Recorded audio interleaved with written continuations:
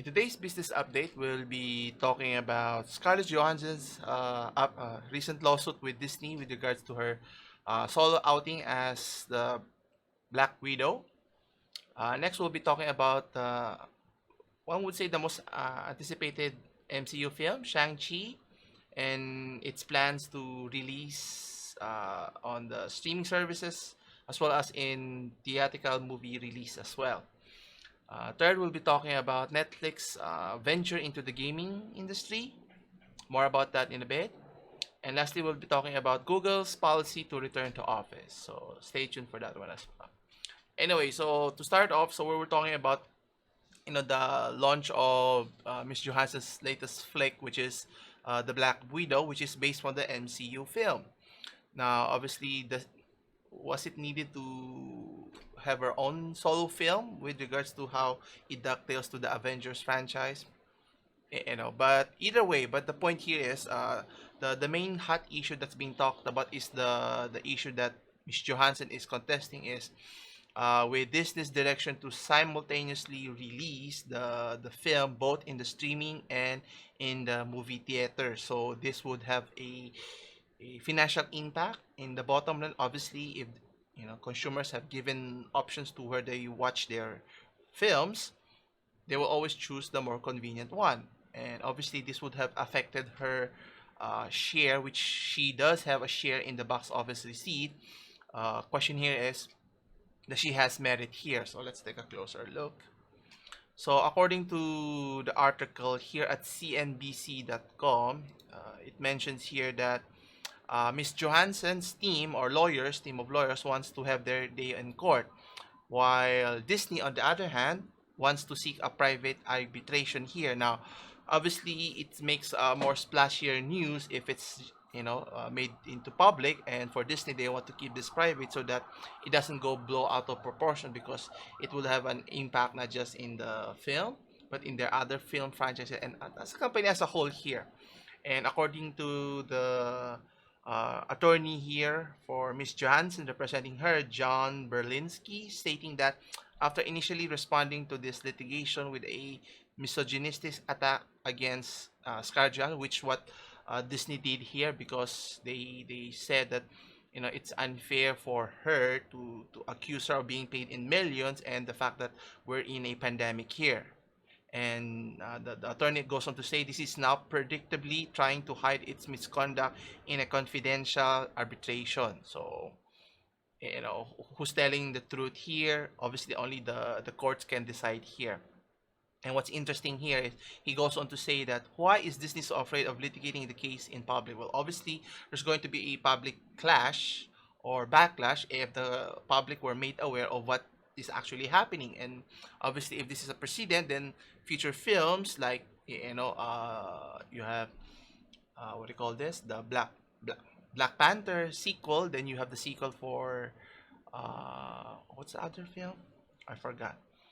I think they have the Eternals, which is not a sequel, could affect their sales as well. Then you have Doctor Strange, the sequel here, which will affect the sales, and then you have the Spider-Man trilogy here.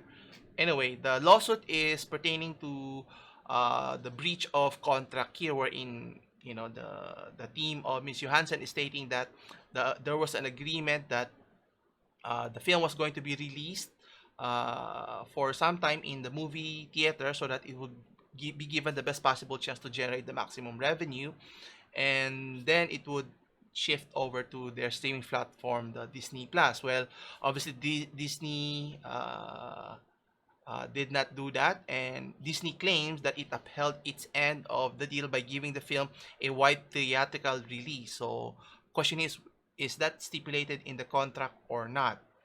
On the other hand, Johansson's lawyers is saying that the company cut corners during the pandemic to boost its streaming services, which is another article we discussed before, that Disney made a concerted effort to obviously to in order to boost their streaming platform to compete with the likes of Amazon and obviously the big giant that is Netflix, is to entice consumers or viewers to watch their platform, not just watching original content, but their catalog of films that they have accumulated over the years. And this would obviously enable them as based on their performance of having reached the 100 million barrier, which is still far, still behind, lagging behind from Netflix, which is a little over, I think, 200 million. But still, nonetheless, they're the chief competitor here, which Disney, the company, has deemed it, a profitable endeavor.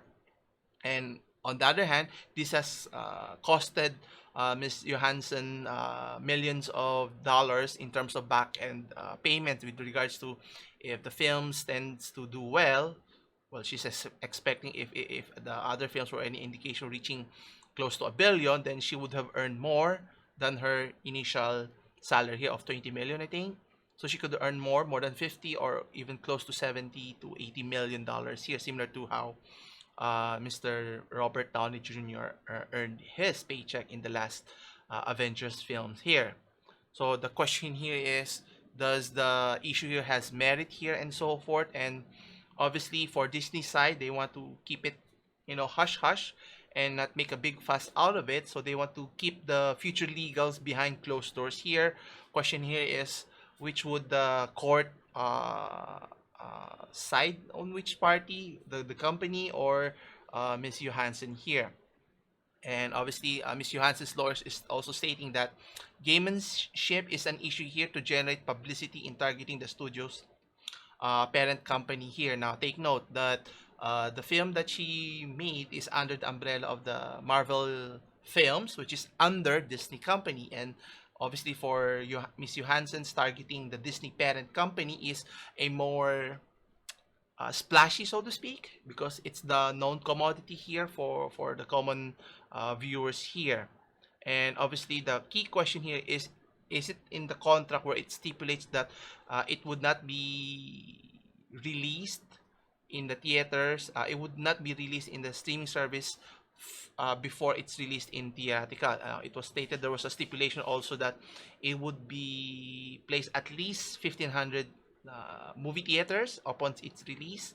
Now, obviously, having more theatrical release would give its moviegoers more chances of watching it or several times over.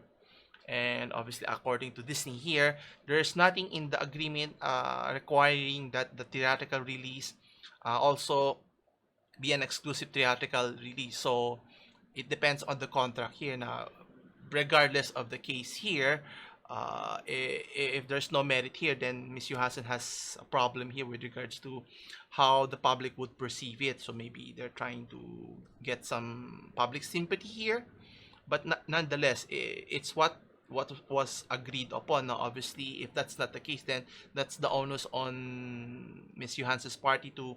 They should have thought of that in the first place. That if there's an agreement that it has to be released first, a certain number of days in the movies before being available in the streaming services here. And it was mentioned that Disney mentioned that the actor would receive 100% of its proceeds from its streaming receipts. But the question here is, how would they know how many watch the film? And obviously, the data being hoarded here, only Disney, the company, would only has purview to it. Not like if it's a movie theatrical release based on the number of theaters that's being released and the number of tickets that's been sold, which can be determined, would determine the gross sales from the film, so that the actors here would determine how much share would she be awarded to. So that's the difficulty here. And Ms. Johansson is claiming that the agreement with the company Disney here guaranteed an exclusive theatrical release. So again, it's a he said, she said issue here. So at the end of the day, it's what it's in the contract, and based on what the court would decide, would uh, give more clarity, so to speak.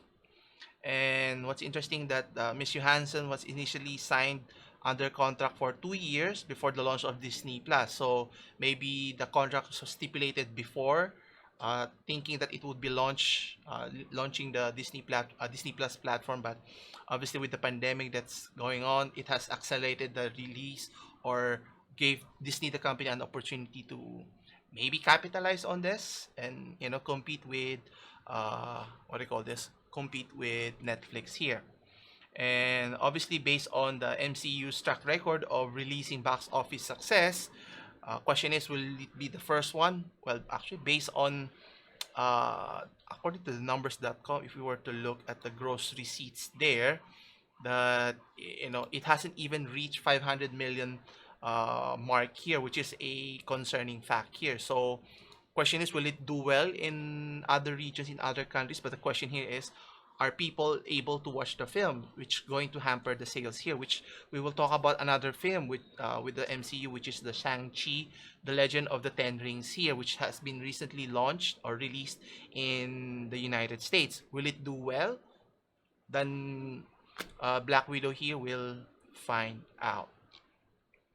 So next we have here, as mentioned, so another film that MCU is going to release, actually has released as of this recording, is the Marvel's Shang-Chi. The question is, it won't be moving or it won't be simultaneously released in both streaming as well as theatrical. So you know, good for the film here, Shang-Chi, but bad luck for, or tough luck for, Black Widow here. Anyway, according to the article here at gizmodo.com, as mentioned, it's going to be have a separate release, so it's not going to cannibalize the performance from the theatrical as well as in the what do you call this, in the streaming platforms here.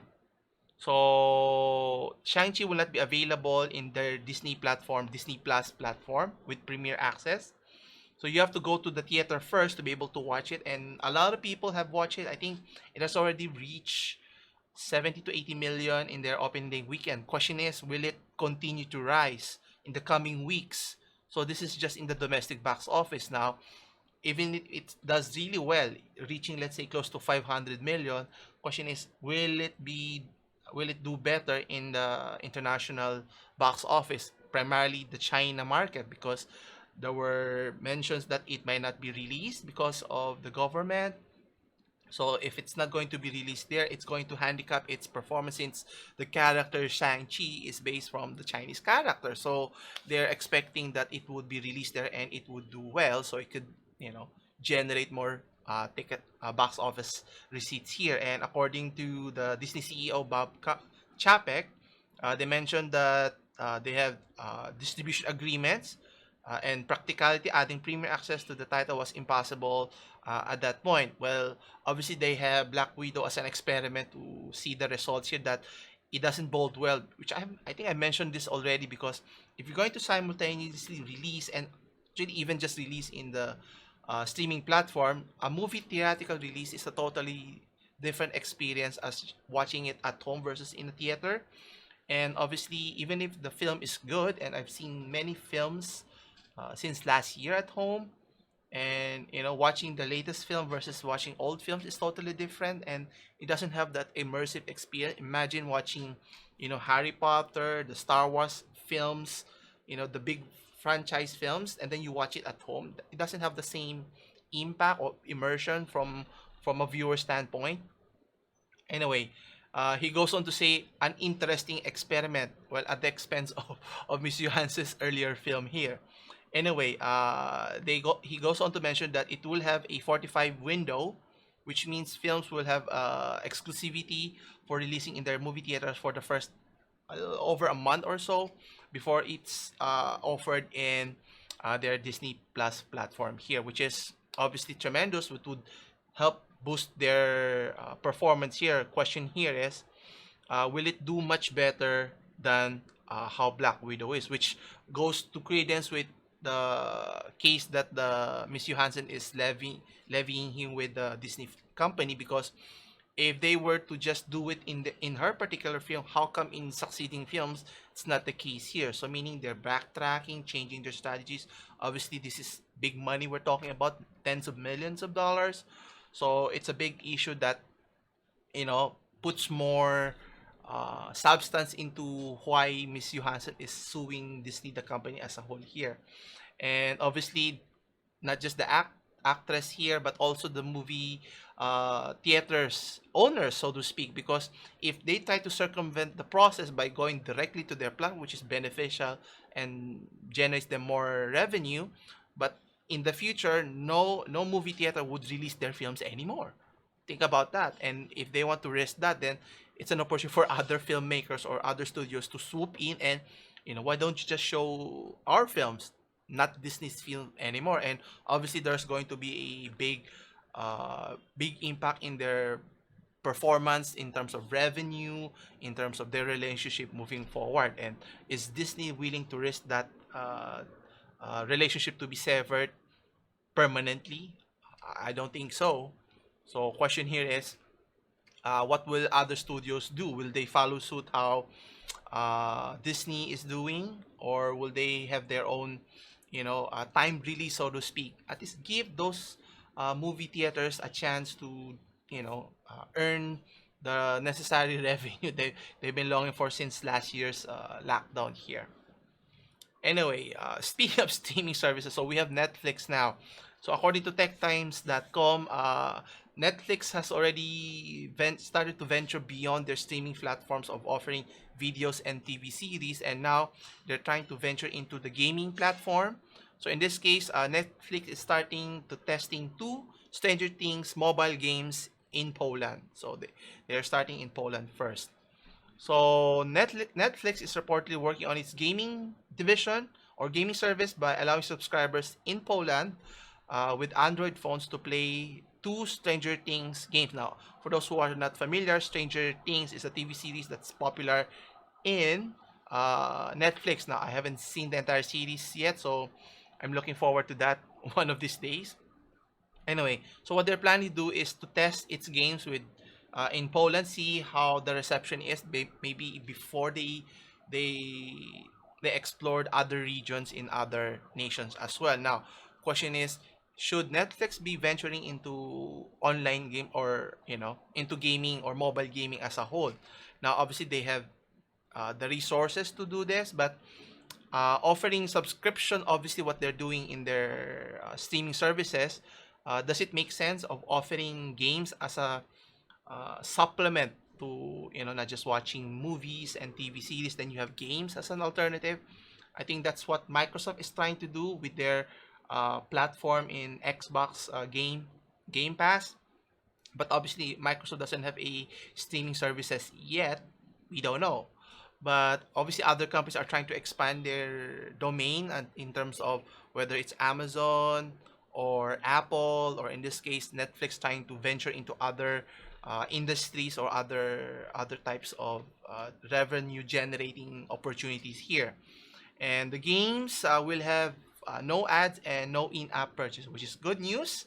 But time will only tell, because we've been burned several times with many companies saying they won't do this. Even talking about Sony here with regards to upgrading your from your PS4 version games to PS5 with regards to what do you call this? The Horizon Zero Dawn, the sequel here. I think Forbidden West is the title, where you have to pay an extra to be able to upgrade it from your earlier console from PS4 to PS5, which, in fairness to Microsoft, if you pay one fee, you get to access it regardless of consoles that you're using, which is tremendous, right? And what's interesting for Sony, they're trying to offer this upgrade if you're purchasing digital, which is, I think they're trying to shove people into, doing away with physical copies and then just buy with digital copy, which is, I'm fine with it.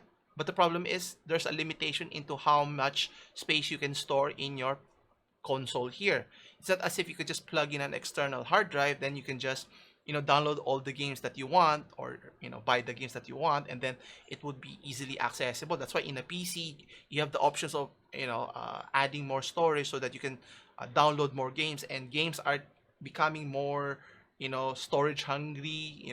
Not just used to be in terms of megabytes in size, now it's in terms of gigabytes, tens of gigabytes into hundreds of gigabytes. So eventually a game might reach to the plateau of reaching maybe 1 terabyte of storage. Well, hopefully not in my lifetime. But going back here with regards to what Netflix is planning here now, obviously the gaming industry is a very lucrative industry. That's why a lot of companies, whether in the east, in the west, or in in any region, they're trying to create games to capitalize, especially from people who are stuck at home with the pandemic that's still ongoing still, that they want to find some ways to be able to keep themselves entertained, busy, so to speak. And games is one of those easy things that you could just play here, and being able to do this, and it's an opportunity for Netflix to take advantage this one, and hopefully they could do it right and help benefit the consumers here. If it adds more value, then I'm all for it here. And if adding a few dollars here to be able to access the games here is tremendous. And obviously the downside here is the cost here. So question here is, will it be a success or not? Only time can tell here.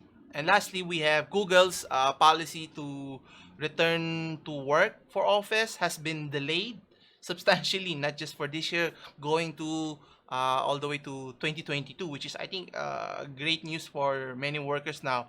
Not all businesses can afford to have their employees work remotely, so it would depend on the type of business. But obviously, with the looming spread of the Delta variant now, it's kind of concerning if you think about it, because even if you get vaccinated, you can still get the COVID strain, so which is alarming for many businesses. So question is, what can a business do, especially in the scale of Google or even Amazon, Apple, those big tech companies here? What can they do here? And according to techtimes.com, they're postponing the return to work from office at least January 10th, 2022 here. So let's take a closer look here. So again, Google has yet postponed its move for employees to fully return to their offices, which they announced that they will continue to work remotely until 2022, which is tremendous, right? But the problem here is, it works for Google because many of their employees can work remotely, whether it's coding. They have projects that they could use their laptop and be left on their own devices here. But in many businesses where you need to work with your clients or customers face to face, or work with your colleagues face to face, it's going to be a uphill battle here. How do you manage that? Cannot keep your business shut down because you might go out of business, and if you go to the office, there's a risk of infecting or spreading the virus here. But for Google's case here, the return for work, it's going to be applied not just in the United States but around the world here. So Google workers from all around the world will not really be required to return to their office until next year, as mentioned. Now, obviously, this does not apply to their parent company, Alphabet Inc. So this pertains to the Google services that they're doing here, whether it's Google, uh, what are their services here, whether it's Google Mail, Google the website, Google phone devices, or any division that's within Google umbrella here. And what's interesting, they're giving their employees at least 30 days heads up before they do decide if they're going to return back to office. But I think in the near future, the concept of working in the office will be significantly changed forever, in a sense, because with times like this, even if, let's say, the number of cases goes down significantly, but one can never be too careful. Just like when I last visited in Japan, that when people are not feeling well, they automatically wear mask to not just protect themselves, but being aware of not being able to infect other people's. And I think that's going to be the new norm in the future. So having that normal interactions that we used to have pre 2019, it's not going to be the same here. Now, having working at home has its downsides as well, because working from home, once the option to work has been reinstated, Google workers will now have to take a 25% cut. Obviously, it would mean a lower cost for the company here, and obviously, there are always pros and cons here. And being safe, you have to take a reduced cut. Will employees allow that?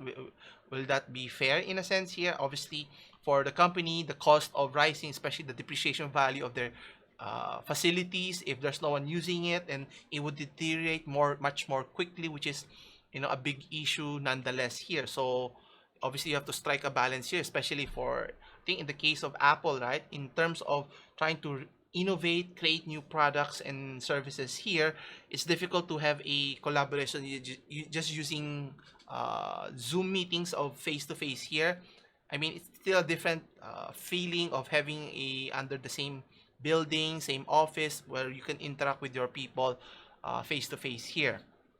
But obviously, with the pandemic, it is what it is. So each individual and company has to adapt to the given scenarios that we've been trusted upon. So it may not be easy, but it is what it is, so to speak, right? And in the case of the companies like Amazon and Facebook, they've also announced earlier that they're going to push their return to work to later this year, around August, but that has been they're now no longer requiring their employees to go back as such as early as next January here. You also have Lyft, on the other hand, has set its date as early as February of 2022. Now you have other companies such as Apple, Microsoft, and even Uber is going to stick to their plans with plans to reopen later this month, next month, October. Question is it a great decision to risk your employees to go back? Because here's the thing: what if one of your employees gets infected because they went back to the office, whether it's through commute, traveling to and from the house to the office? Who's going to pay for that? The company, right? And that's going to cost them tens of thousands or even hundreds or even millions of dollars if a lot of people were to get infected here. And is the risk worth uh, for the cost of paying if you need people to go back? That's why you have to find some compromise here, or middle ground, so to speak, that you can still work together, maybe a satellite office of sorts where people can congregate within the same area here or sorts. But going back to the main office is a big problem or a disaster waiting to happen, not just in the immediate. Imagine if that's going to happen in a office, how much more in a school setup, whether in university or even in high school. Can just imagine the worries that parents has to deal with, or my case, that dealing with this one. And obviously, in the case of Google here, they have 10,000 employees here. So if just a few of those people get infected, it could just multiply quickly. Because if you watch the film Contagion, I think, how fast a virus can spread, and it will spread quickly if we don't if we are not careful here, as last year have shown us. And what's interesting here, of those 10,000, many have already applied the they would work change to that they would change where they would work from as of July 2nd. And noting that 45% of those are seeking to remain permanently remote, so almost half, and the other half is stating that they want to switch offices. So again, you have to consider the state of the employees here, depending on the type of work, right? If it's minimally impacting the operations here, then maybe it makes sense. But again, I guess business has to innovate now because of the situation, because you're risking too high of a commodity of your employees, especially best employees at that. Imagine if they were to get infected. So doesn't help any of the business, the individuals, the workers, and the management themselves. Because at the end of the day, if there's no employees to help the business, then where are you going to generate your revenues here? Well, hoping for a better outcome in the near future here. Anyway, that concludes our discussion for today. Thanks again for watching. Come back again on Wednesday for more business update. And if you enjoy watching the videos, don't forget to hit the like and subscribe button. As always, I'll see you in the next one. Take care.